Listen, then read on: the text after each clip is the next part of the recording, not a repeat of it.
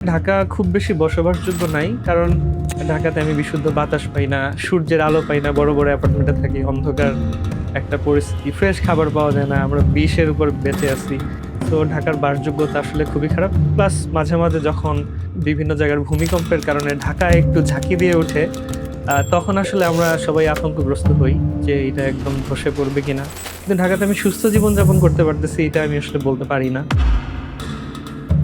কাজের এসকেপের জন্য আমি যদি চাই যে আচ্ছা আমি স্ক্রিন থেকে উঠলাম, এখন আমি কি করব?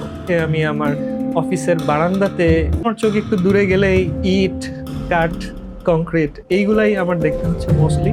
সবুজ খুবই কম। শহরের আকাশটা অনেক বিবর্ণ। গ্রামে যেখানে হচ্ছে গিয়ে আমার মন চাইলে আমি হয়তো ১০ মিনিট ব্রেক নিয়ে আমি গ্রামে একটু ঘুরে আসলাম। পাখির শব্দ শুনলাম, গাছের ভেতর দিকে গেলাম, ছায়ায় একটু বসলাম।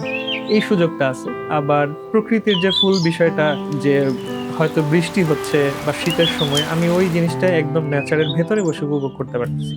Do you hate Dhaka?